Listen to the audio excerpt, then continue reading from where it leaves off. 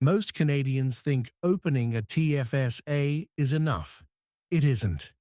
In 2026, thousands of Canadians are still making simple TFSA mistakes that quietly cost them money every single year.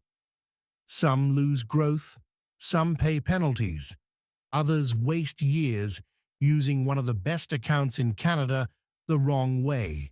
And the worst part is most people don't even realize they're making these mistakes. The TFSA can be one of the most powerful wealth-building tools available to Canadians.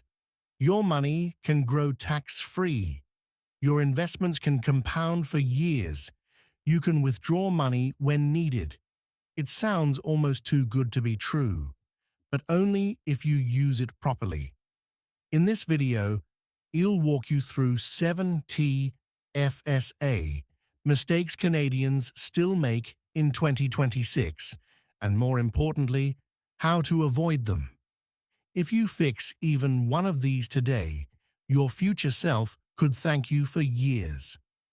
Let's start with one of the most common mistakes. Mistake number 1. Treating the TFSA like a savings account. The name causes a lot of confusion. Tax-free savings account sounds like a place to store cash. So many Canadians open a TFSA and leave their money sitting in a high-interest savings account, earning very little. Now, if you need the money next year for a trip, emergency fund, or home purchase, that can make sense.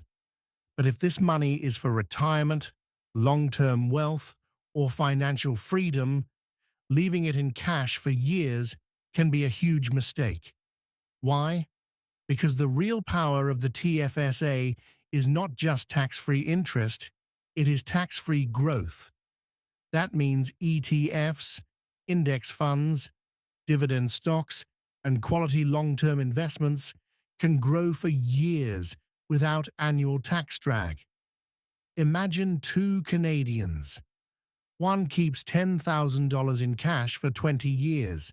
The other invests $10,000 and adds regularly into diversified investments. The difference over time can be massive. Many people focus on safety so much that they ignore opportunity. The smarter move is simple. Use cash for short-term goals. Use investments for long-term goals. That one shift can completely change your TFSA results. Mistake number 2. Re-contributing too early after a withdrawal. This catches people every year. A Canadian withdraws money from their TFSA in the summer, then later that same year, they put the money back in, thinking they are simply replacing it. Seems logical, but if you already used all your contribution room, you may have just over-contributed. Here is the rule many people miss. When you withdraw from a TFSA, you do get that room back, but normally you get it back on January 1st of the following year. Not next week, not next month, next year. So if you remove $10,000 in July, that room usually returns January 1st. Put it back too soon, and penalties may apply. That is why TFSA withdrawals need planning. Before putting money back in, know your available room first. If you are not sure, track it yourself carefully. A simple spreadsheet can save you hundreds. Mistake number 3. Blindly trusting CRA numbers. Many Canadians log in, check their TFSA room online, and assume the number is perfectly current.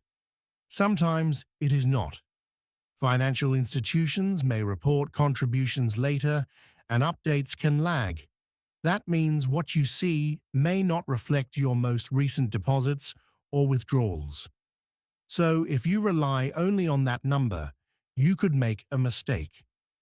The safest habit is to keep your own running total. Track every contribution. Track every withdrawal. Track the year. You do not need anything fancy. Just date, amount, and balance. Think of the CRA number as helpful information, not your personal live tracker. Mistake number 4. Buying random hype stocks. This usually starts the same way.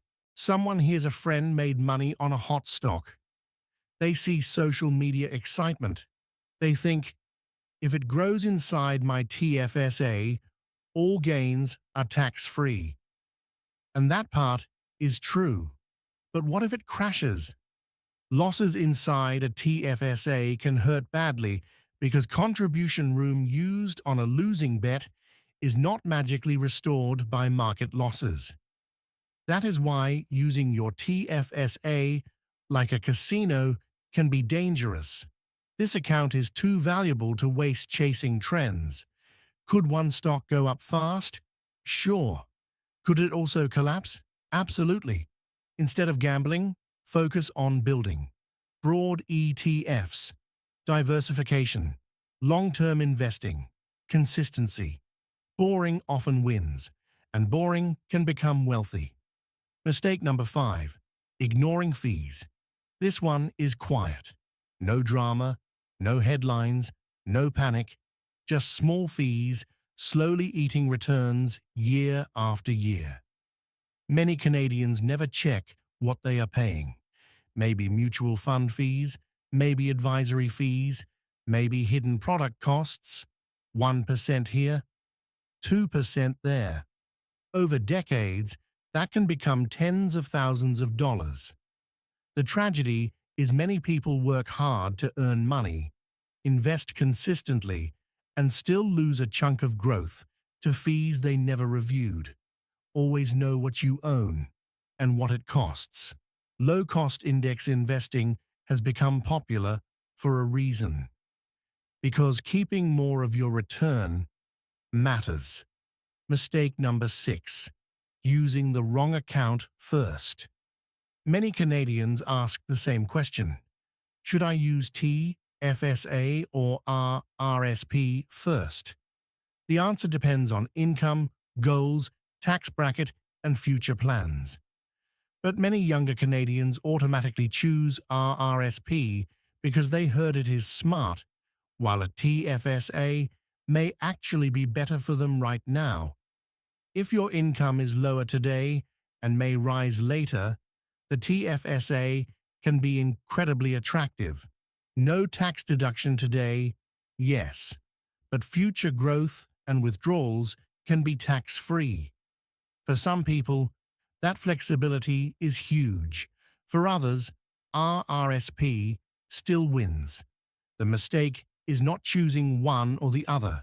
The mistake is never learning which fits your situation first.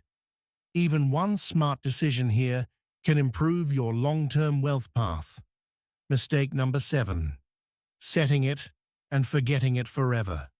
Some people open a TFSA, add money, and disappear. They do not review investments. They do not rebalance. They do not check fees. They do not update goals. 10 years pass. You do not need to stare at markets daily. In fact, that often makes things worse.